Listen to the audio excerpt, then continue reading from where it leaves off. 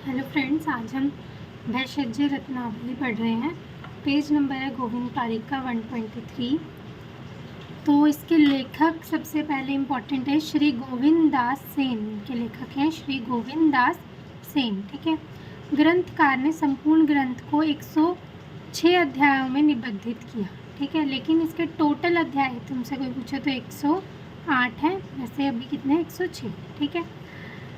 फिर आता है हमारा, इसके बाद सीधा आ जाओ पंचांग संज्ञा जो दी हुई है। त्वक, पत्र, फल, मूल और पुष्प की पंचांग संज्ञा दी है। ठीक है। सबसे पहले क्या आती है हमारी मूल, फिर आती है त्वक। ठीक है, मूल ऐसे होती है, फिर आई हमारी त्वक, मूल त्वक होगी, फिर आते हैं हमारे सबसे पहले पत्ते। ठीक है, फिर पत्र आए, पत्र के बाद क्या आते हैं पुष्प, पुष्प हुए, फिर फल हुए, तो ये हो जाएंगे हमारे पंचांग। उसके बाद सन्निपात ज्वर में पुनः पुनः स्वेदन करवाने का इन्होंने निर्देश दिया भेषज रत्नावली में। भेषज रत्नावली को कैसे इमेजिन करना है कि इनके पास बहुत सारी भेषज हैं। ठीक है। उसके बाद है हमारे पास राज्य क्षमा के संदर्भ में बल को शुक्र के अधीन, यही बल को किसके बोला है, शुक्र के अधीन, और जीवन को मल के अधीन बताया। राज्य क्षमा में इन्होंने बोला कि जो राज्य क्षमा का रोगी है उसका बल शुक्र के अधीन है, मतलब उसको ज़्यादा मैथुन नहीं करना चाहिए। अगर वो अपने शुक्र को ज़्यादा वेस्ट करेगा तो वो क्या हो जाएगा, उसके पास बल नहीं रहेगा, तो उसका बल जो है वो शुक्र के अधीन, और उसका जो जीवन है उसको मल के अधीन बताया है। ठीक है। बताते हुए यक्ष्मा के रोगी के लिए शुक्र व मल की रक्षा करने का इन्होंने निर्देश दिया। शुक्रायतम बलम पुंसाम मलायतम ही जीवितम तस्माद यत्नेन संरक्षेद यक्ष्मणो मलो रेत्स। ठीक है। भेषज रत्नावली ने क्या बोला कि जो बल को शुक्र के अधीन और जीवन को मल के अधीन बोला। उसके बाद आमवात की चिकित्सा इन्होंने बताई। आमवात की चिकित्सा हमने पहले योग रत्नाकर में भी पढ़ी थी, उसमें हमने ऐसे पढ़ा था कि लंगरम स्वेदनम तिक्तम दीपनानी कटूनी च विरेचनम स्नेहपानम बस्ते शाम मारुति। यहाँ तक अगर आया तो हमें टिक लगाना है, हमेशा योग रत्नाकर, प्रेफरेंस योग रत्नाकर को देनी है। लेकिन अगर तीनों लाइन आगे सैंधव आद्यन अनुवाद से शार बस्ती प्रशस्य थे, अगर शार बस्ती भी आ गया तो हमने क्या लगाना है फिर भेषज रत्नावली। ठीक है। उसके बाद इनका एक बहुत इंपॉर्टेंट पॉइंट, इच्छा भेदी रस शीतल जल के साथ दस्ताभर है। इच्छा भेदी रस जब हम विरेचन के लिए देते हैं पेशेंट को तो उसको बोलते हैं कि साथ में ठंडा पानी पीते रहना है, और जब अतिसार को हमें रोकना है तो हम उसको क्या बोलते हैं, गर्म पानी पीना है। इसलिए इच्छा भेदी से होने वाले अधिक दस्तों को रोकने हेतु मंद उष्ण जल देने का विधान है। ठीक है। उसके बाद आंत्र वृद्धि में कुंडल बंधिनी, मतलब जो ट्रस होता है आंत्र वृद्धि में हम ट्रस बांधते हैं, उसको सदैव कमर पर बांधने का निर्देश दिया है। और आंत्र वृद्धि जो है सुश्रुत ने साध्य बोली है। उसके बाद सीधा जाओ नीचे, स्त्रियों में रजो अवरोध एवं कृमियों के कारण भी तांडव रोग की उत्पत्ति मानी है, और इसमें ब्रीहण, विरेचक और अग्नि बलवर्धक चिकित्सा का निर्देश दिया। ठीक है। और भी स्वकर्म से निवृत्ति को ही सखालित्य रोग की श्रेष्ठ औषधि, इन्होंने बोला कि स्वकर्म निवृत्ति जो है वो सखालित्य रोग की श्रेष्ठ औषधि। ठीक है। उसके बाद भेषज रत्नावली के कुछ रोग हैं जैसे तांडव रोग, खंजिका, उरस, तोय, सखालित्य, गद, उद्वेग, ये सारे भेषज रत्नावली के ही हैं। और परिशिष्ट स्थान हमने हारित में पढ़ा है कि परिशिष्ट स्थान हारित में है, अगर हारित ऑप्शन में ना हो तो भेषज रत्नावली होगा। ठीक है। रिवाइज करते हैं, ये पेज में हमने क्या क्या पढ़ा। लेखक श्री गोविंद दास सेन, ग्रंथकार ने कुल पूछ लें तो 108, ऐसे 106 अध्याय हैं भेषज रत्नावली में। पंचांग की संज्ञा इन्होंने दी। सन्निपात ज्वर में पुनः पुनः स्वेदन कराने को बोला। राज्य क्षमा के संदर्भ में क्या बोला है, बल को शुक्र के अधीन और जीवन को मल के अधीन बताया। आमवात की चिकित्सा में शार बस्ती इन्होंने एक्स्ट्रा चीज़ बोली। इच्छा वेदी रस का अनुपान शीतल जल बोला, और रोकने के लिए मंद उष्ण जल बोला। आंत्र वृद्धि में कुंडल बंधिनी को सदैव कमर पर बांधने का निर्देश है। स्त्रियों में रज अवरोध और कृमियों के कारण तांडव रोग हो जाता है, और इसमें ब्रीहण, विरेचक और अग्नि बलवर्धक चिकित्सा बोली है।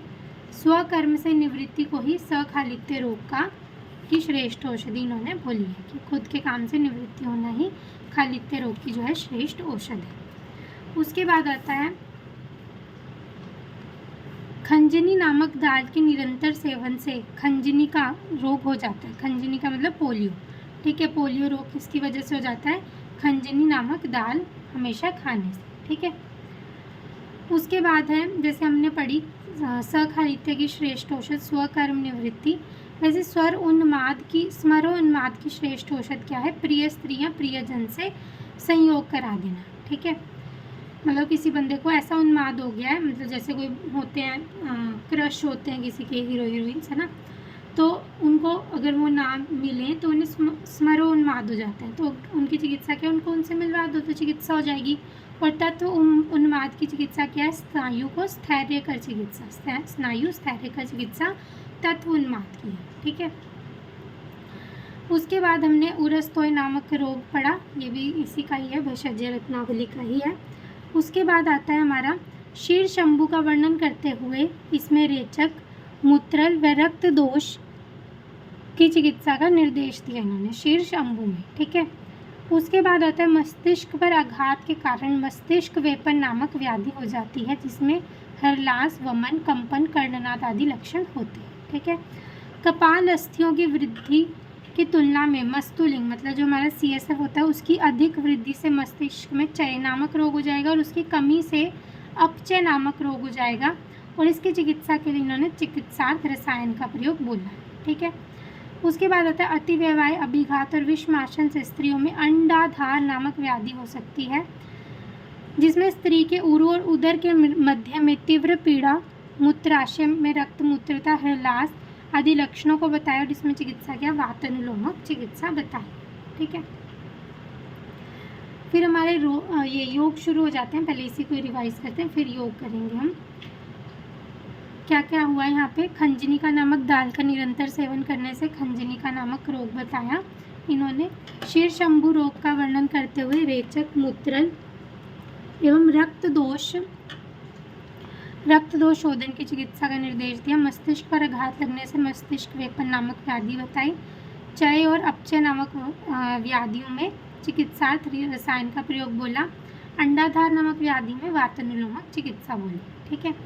फिर हमने एक स्मरोन्माद में पढ़ा था प्रिय स्त्रियाँ प्रिय जन से संयोग, और तत्व उन्माद में हमने पढ़ा कि स्नायु स्थैर्य कर चिकित्सा हो जाएगी, ठीक है। खालित्य की श्रेष्ठ होते स्वकर्म निवृत्ति, ठीक है। उसके बाद लास्ट में देखो यहाँ पे है शीर शंभु का सर्वप्रथम वर्णन वाग्भट ने किया, ठीक है। शीर शंभु का सर्वप्रथम वर्णन वाग्भट ने किया। अब हम भेषज रत्नावली के कुछ योग हैं वो पढ़ते हैं। सबसे पहले आता है हमारा पंचवक्त्र रस। पंचवक्त्र रस, इसका रोग अधिकार पढ़ेंगे, ठीक है। रोग अधिकार क्या है? पंचवक्त्र रस का ज्वर, ठीक है। पंचवक्त्र रस नाम से है, देखो 5 मुंह वाला, ठीक है। तो इसमें क्या क्या होगा, क्या क्या है इसमें? पारद, सुहागा, मरीच, वत्सनाभ और टंकण, ठीक है। वत्सनाभ और टंकण भी है इसमें, और ये ज्वर में और स्पेसिफिक कौन से ज्वर में? त्रिदोषित ज्वर में दिया जाता है। पारद, सुहागा, मरीच, वत्सनाभ और टंकण, ठीक है। पंचवक्त्र रस में हो गया। कैसे याद करेंगे? 5 मुंह होंगे, है ना, तो इसमें क्या है? 5 ही चीज़ें हैं। कौन कौन सी हैं? देखो 5 मुंह। पहला मुंह किसका है? पारद का, ठीक है। पारद हो गया। फिर आया सुहागा का, ठीक है। पारद और उसका सुहाग हो गया, ठीक है। फिर मुंह आया एक मरीच, ठीक है। पारद और उसका सुहाग, 2 लोग हैं, एक पारद और एक उसका सुहाग, मतलब उसका स्पाउस, है ना। उन दोनों ने क्या खा ली? मिर्ची खा ली, जिससे उनका वत्स था वो वत्स था, जो वत्सनाभ हो गया, है ना, वत्स था, उनके वत्स ने मान लो मिर्ची खा ली, ठीक है। वत्स ने मिर्ची खा ली। पारद और सुहागा 2 लोग थे, ठीक है। उनके वत्स ने क्या खा ली? मिर्ची खा, ठीक है। और फिर वो ऐसे टंग टंग टंग ऐसे बोला, मैंने मिर्ची खा ली ऐसे, ठीक है। तो ऐसे याद रखेंगे हम। पंचवक्त्र रस ज्वर में हुआ, जिसमें गंधक भी है, एक पारद हुआ, गंधक हुआ, ठीक है। पारद, गंधक और सुहागा, ठीक है। पारद, गंधक, सुहागा हो गया। और क्या है इसमें? उनके वत्स ने मिर्ची खा ली, ठीक है, और वो टंग टंग ऐसे करने लग गया, वत्सनाभ और मरीच, ठीक है। उसके बाद आता है हमारा कस्तूरी भैरव रस। कस्तूरी भैरव रस का रोग अधिकार भी है हमारा ज्वर। फिर आता है कफ केतु रस। कफ केतु रस का भी रोग अधिकार ज्वर है, और विषम ज्वर घनीभट्टी का रोग अधिकार भी ज्वर हो गया, ठीक है। उसके बाद आती है ब्राह्मी वटी। ब्राह्मी वटी का रोग अधिकार ज्वर और इसका मेन इंग्रेडिएंट है कस्तूरी, ठीक है। उसके बाद आता है कर्पूर रस। कर्पूर रस किस में देना है हमने? अतिसार में। कर्पूर रस हमने किस में देना है? अतिसार में। और अहिफेन आसव किस में देना है? अतिसार में, ठीक है। अगर अतिसार और दारुण विसूचिका दोनों में दे सकते हैं, ठीक है। अहिफेन आसव अतिसार में भी और दारुण विसूचिका में देना, और मात्रा इसकी होती है 10 बिंदु, ठीक है। उसके बाद आगे देखना 2 छोड़ के दुग्धवटी। दुग्धवटी हमने किस में देनी है? गृहिणी में, ठीक है। दुग्धवटी जब हम लेते हैं तो 2 चीज़ों का निषेध होता है, जल और लवण। अगर किसी को इमरजेंसी में जल देना भी है तो हमने नारिकेल जल दे देना है। उसके बाद आता है रामबाण रस। रामबाण रस किसमें? अग्नि मानदेय में, ठीक है। अब भेषज रत्नावली थी, रत्नावली ऋषि जो थे वो आए, ठीक है। सॉरी, भेषज रत्नावली तो बुक है, उसमें जो योग हैं वो हम पढ़ रहे हैं। इसके राइटर थे हमारे श्री गोविंद दास सेन, है ना।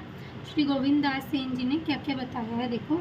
सबसे पहले इन्होंने ऐसे ही याद रखना हमने, गोविंद दास सेन के जो योग थे वो कहाँ से शुरू हो रहे हैं? पंचवक्त्र रस से, ठीक है। उनके 5 मुंह थे, ठीक है। तो क्या क्या हुआ? पारद, गंधक, सुहागा, वत्सनाभ और मरीच और टंकन, ठीक है। ज्वर में इन्होंने क्या बोला? कस्तूरी भैरव रस। कस्तूरी भैरव रस बोल दिया और कफ केतु रस बोल दिया, एक ब्राह्मी वटी बोल दी, ठीक है। उसके बाद आया इनके पास कर्पूर रस अतिसार में और अहिफेन आसव भी अतिसार में, ठीक है। ज्वर के हो गए, अतिसार के हो गए। उसके बाद आती है गृहिणी। गृहिणी में इन्होंने दुग्धवटी बोली और अग्नि मानदेय में इन्होंने रामबाण रस बोला, ठीक है। उसके बाद आ जाओ आगे।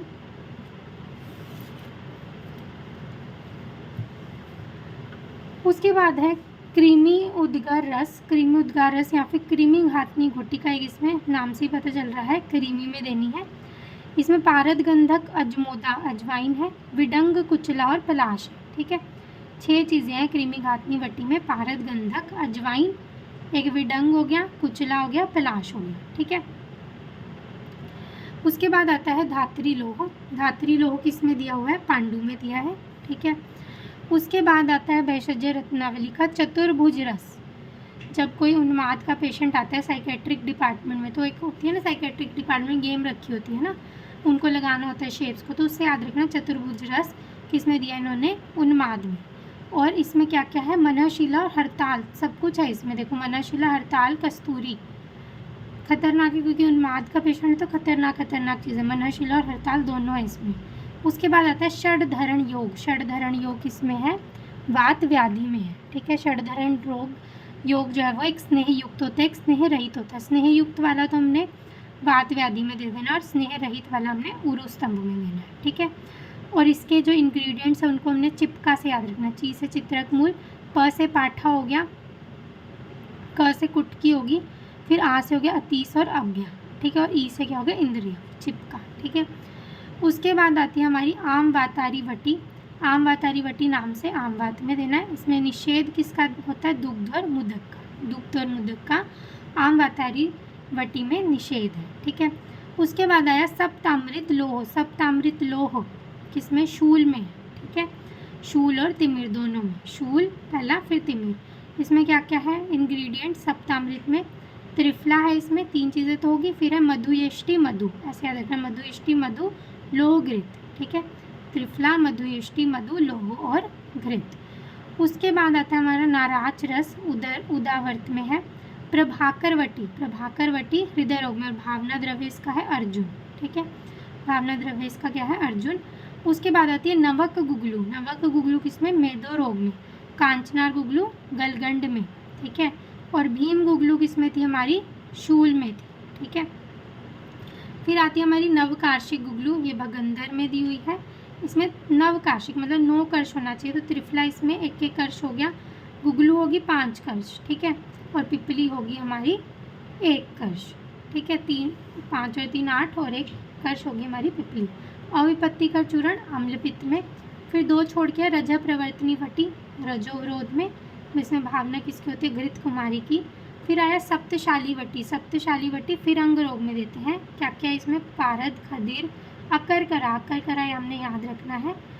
और फिर आती है हमारी कुबेराक्ष वटी। कुबेराक्ष वटी अग्नि मानदेय में। अग्निमांद्य में पहले हमने रामबाण रस पढ़ा, फिर कुबेर जी आए, कुबेराक्ष वटी शूल में देते हैं, और वो रामबाण रस हमने अग्निमांद्य में पढ़ा, इसमें शूल में भी हो गया। इसमें करंज मज्जा त्रिकटु और स्वरचल डला होता है, और कुबेराक्ष द्रव्य जो है वो सर्वशूल में देते हैं। फिर आता है षट सकार चूर्ण मृदु विरेचक है ये, इसमें 2 लवण डले होते हैं, सुवर्चल और सेंधा।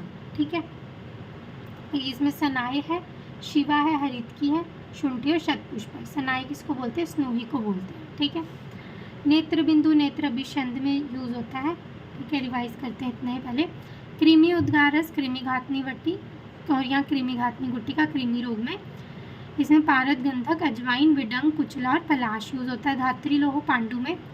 फिर आता है हमारा चतुर्भुज रस उन्माद में, वनशिला हड़ताल और कस्तूरी।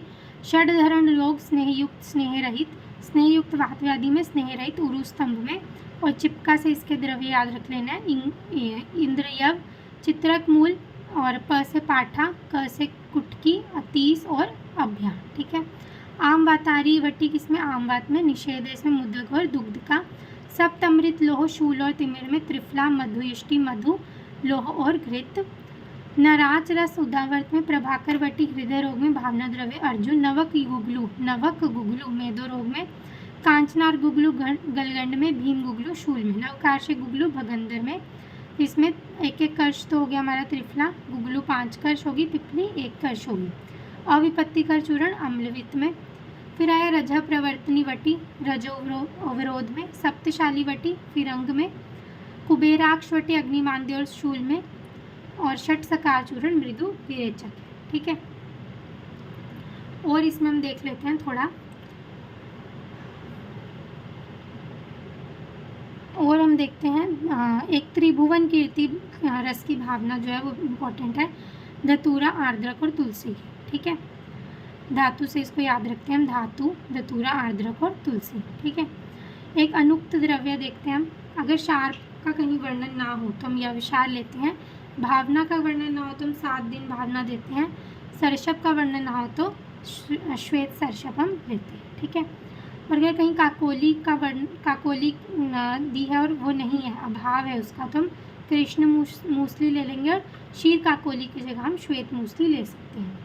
अर्धनारीश्वर जो है रस है उसका हम नस्य लेते हैं, भेषज रत्नावली ने शिरो रोग में बोला, और रस रत्न समुच्चय ने ज्वर में बोला। ठीक है, उसके बाद आता है हमारा गंधक जो है वो 4 प्रकार का होता है, पीत, श्वेत, रक्त और कृष्ण।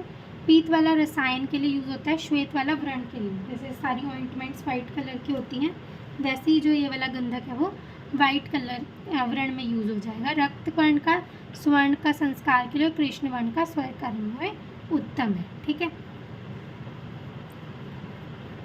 है, थैंक यू।